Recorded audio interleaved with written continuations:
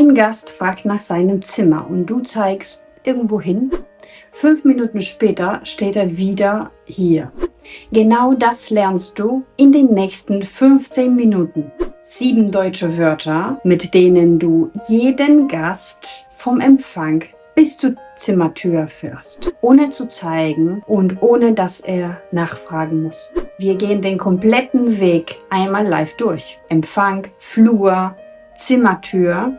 Und im zweiten Teil zeige ich dir den einen Fehler, der auch erfahrenem Personal mal passiert und Gäste in den falschen Flur schickt.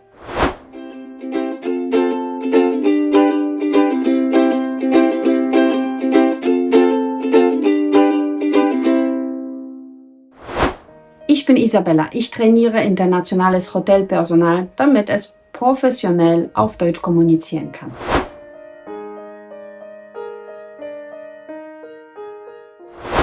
Frag dich mal ehrlich, wie oft sagst du am Tag da drüben? Für dich ist das klar. Du kennst das Hotel seit Monaten. Für den Gast da drüben ist keine Richtung. Das ist eine Vermutung, die er selbst bis zum Ende denken muss. Und genau da fängt das Problem an. Ein Gast, der sich nach der Ankunft schon einmal verläuft, startet einen Aufenthalt mit kleinem Vertrauensverlust. Es ist nicht dramatisch, aber es ist spürbar. Und er merkt, hier muss ich selbst aufpassen. Und dieses Gefühl hat er oft den ganzen Aufenthalt im Kopf. Was einen Praktikanten in der ersten Woche von einer erfahrenen Concierge unterscheidet, sind selten große Dinge. Es sind ein paar präzise Wörter, die eine Gäste komplett überflüssig machen. Und die lernst du jetzt. Noch eine Sache, bevor wir loslegen. Sprache allein reicht nicht, wenn das Tempo nicht stimmt. Aber dazu kommen wir gleich im Flurteil. Also merkt ihr das schon mal.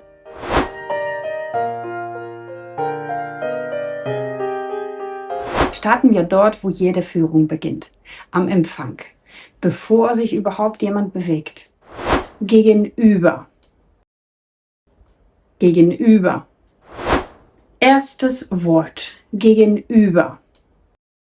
Gegenüber. Gegenüber. Ein Gast steht vor dir und du sagst, die Aufzüge sind gegenüber der Lounge. Der Gast dreht sich um und er sieht die Lounge, die er schon kennt, weil er gerade dran vorbeigekommen ist. Und er weiß sofort, okay, die Aufzüge liegen auf der anderen Seite davon.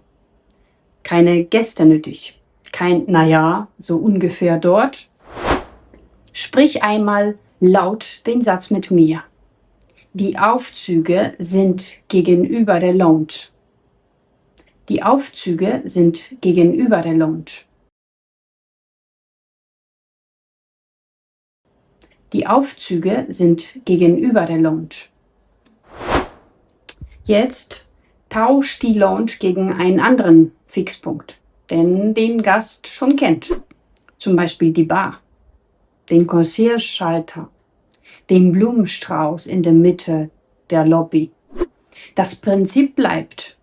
Du verankerst nur die neue Information an etwas, das der Gast schon mal gesehen hat. Neben und hinten. Zweites Wort und drittes Wort.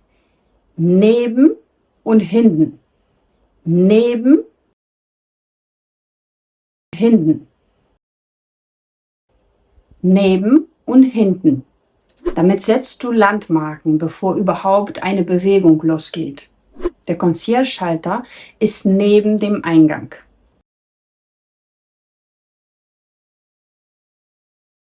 Der Concierge-Schalter ist neben dem Eingang.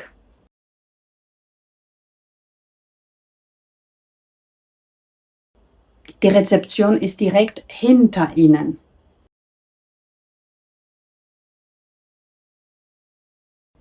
Die Rezeption ist direkt hinter Ihnen.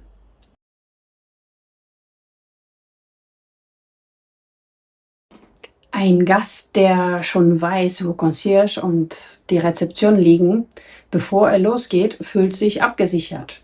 Noch bevor er den ersten Schritt macht. Du schickst ihn nicht einfach los, du gibst ihm eine Landkarte im Kopf mit. Jetzt der Übergang, der am meisten unterschätzt wird. Der Moment, in dem du vom Erklären zum gemeinsamen Losgehen wechselst. Das macht mehr Unterschied als fast alles andere in diesem Ablauf. Sag nicht einfach abrupt, kommen Sie. Leite den Übergang sprachlich ein. Gut, dann zeige ich Ihnen am besten gleich den Weg. Kommen Sie mit mir. Gut, dann zeige ich Ihnen am besten gleich den Weg. Kommen Sie mit mir. Das ist keine Grammatikübung, das ist ein Tonfall.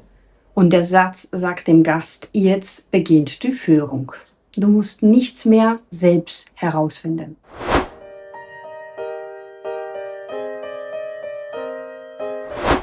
Sobald ihr euch bewegt, muss sich deine Sprache auch mitbewegen. Ein Wort wie gegenüber, das an einem Punkt stehen bleibt, passiert nicht. Jetzt brauchst du Wörter, die eine Strecke beschreiben. Entlang. Gehen wir einfach hier den Flur entlang.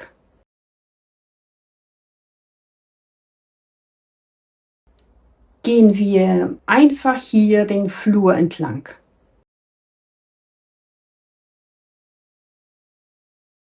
Entlang trägt die Bewegung schon in sich.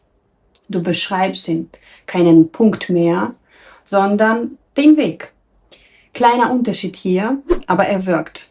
Ein Gast, der entlang hört, rechnet mit einer gewissen Strecke und wird nicht nach 10 Schritten unruhig, weil er dachte, das Ziel wäre gleich um die Ecke. Bis zu.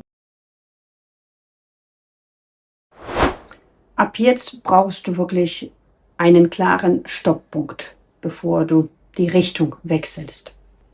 Gehen Sie bis zum Ende des Flurs, dann rechts.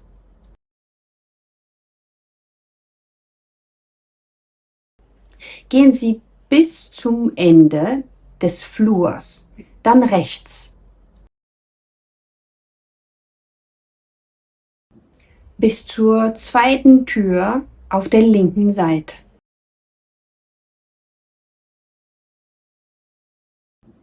Bis zur zweiten Tür auf der linken Seite. Bis zu markiert genau diese Stelle, an der die nächste Entscheidung kommt oder nächste Wechsel. Der Gast muss unterwegs nicht raten, ob er schon da ist oder ob er noch weiterlaufen soll. Er weiß, wonach er Ausschau hält.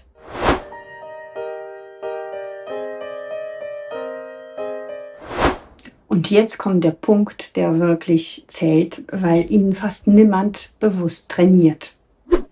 Das Tempo deiner Sprache muss zum Gehtempo des Gastes passen.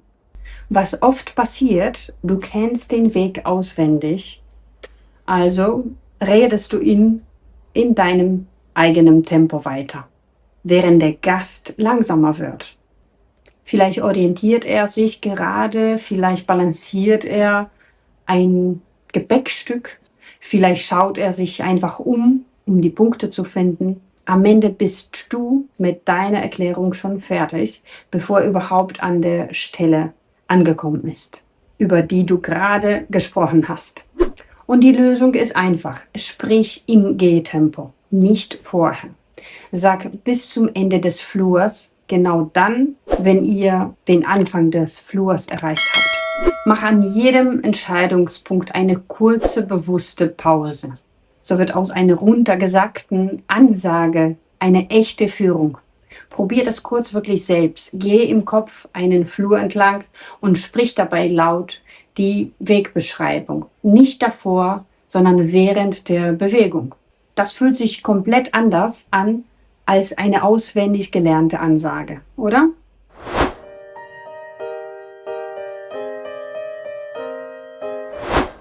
Du näherst dich jetzt eine Zimmertür. Die letzten Meter sind die, an denen die meisten Führungen kippen. Ausgerechnet dort, wo der Gast am erschöpftesten und ungeduldigsten ist, wird oft am ungenauesten kommuniziert.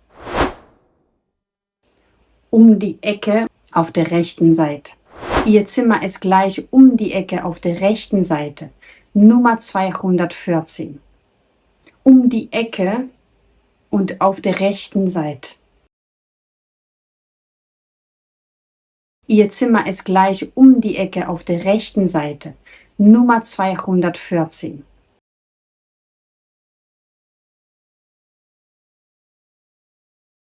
Zwei Präzisierungen in einem Satz. Die Richtung der letzten Wendung und die Seite, auf der die Tür liegt. Keine Unsicherheit mehr. Der Gast steht vor einer Tür, nicht vor der falschen oder 2 Zimmer weiter.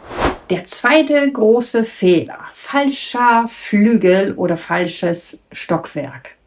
Es ist ein Detail, das in der Ausbildung oft übersprungen wird. Hotels mit mehreren Flügeln oder überregelmäßiger Zimmernummerierung brauchen eine zusätzliche Bestätigung, bevor der Gast überhaupt losgeht. Nicht erst am Zimmer. Zimmernummer 214 ist im Ostflügel, 3. Stock. Der Aufzug dort drüben bringt Sie direkt hin. Zimmernummer 214 ist im Ostflügel, 3. Stock. Der Aufzug dort drüben bringt Sie direkt hin.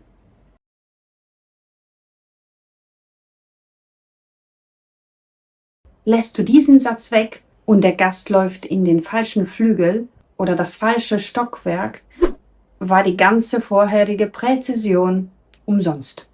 Er steht vor einer fremden Tür mit der gleichen Nummer im falschen Gebäudeteil.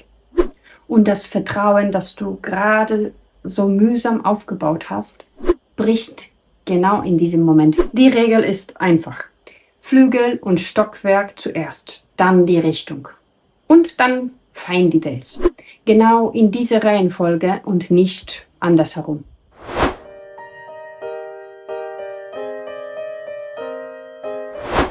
Du stehst wieder in der Lobby. Gehen wir den ganzen Weg noch einmal komprimiert durch. Diesmal als vollständige Sequenz. Die Aufzüge sind gegenüber der Lobby. Gehen wir den Flur entlang bis zum Ende. Dann rechts. Ihr Zimmer Nummer 214 ist im Ostflügel. 3. Stock gleich um die Ecke. Auf der rechten Seite. Die Aufzüge sind gegenüber der Lobby. Gehen wir den Flur entlang bis zum Ende. Dann rechts. Ihr Zimmer Nummer 214 ist im Ostflügel. 3. Stock gleich um die Ecke. Auf der rechten Seite. Ein einziger flüssiger Bogen. Kein Zögern, keine Wiederholungen, keine Geste, die den Satz ersetzen musste. Noch ein Punkt, der oft vergessen wird. Sprache und Körperhaltung arbeiten zusammen, nicht gegeneinander.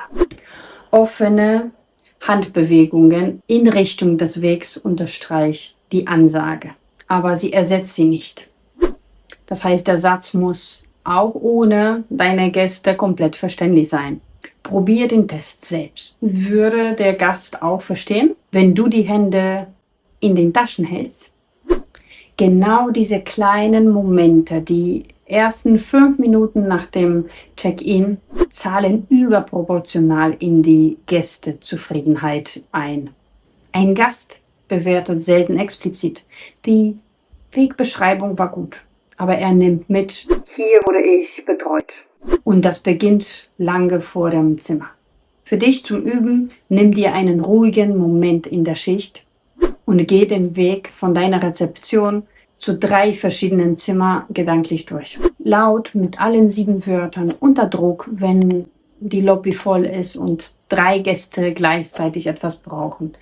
hast du keine Zeit, dir die richtigen Propositionen erst zu überlegen. Das muss automatisch sitzen. Und automatisch wird das nur durch Wiederholung, nicht durch einmaliges Zuschauen.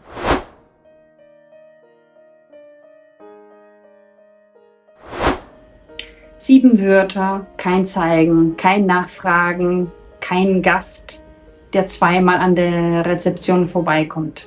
Wenn dein Team noch mit Handbewegung arbeitet, statt mit klaren Ansagen, zeigt sich das im Gästefeedback, bevor er sich in Beschwerden zeigt.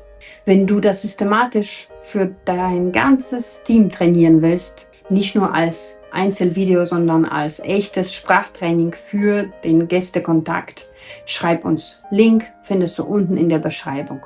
Ich hoffe, es hat dir gefallen. Lass mir einen Daumen hoch, wenn es dir gefallen hat. Schreib mir in die Kommentare, ob du auch Schwierigkeiten mit der Wegbeschreibung hast. Vielleicht hast du eine lustige Geschichte dazu. Schreib alles in die Kommentare. Und vergiss nicht, meinen Kanal zu abonnieren. Bis zum nächsten Training. Tschüss!